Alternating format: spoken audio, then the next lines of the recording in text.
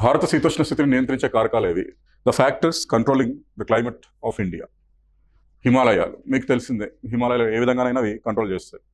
Siberian cold విండ్స్ని మన temperate part of ఇండియాకి రానివ్వకుండా ఆపుతున్నాయి.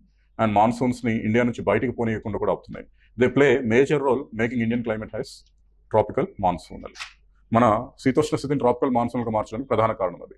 ఇక్కడ నియంత్రించే కారకాలు అన్నాడు. ఎల్నినో లానినా నియంత్రిస్తున్నాయి. మీకు తెలుసు, ఎల్నినో ఋతుపవన వైఫల్యానికి కారణం, లానినా ఋతుపవనాల యొక్క విజయవంతం అవడానికి గల కారణం వెస్టర్న్ జెట్ స్ట్రీమ్స్.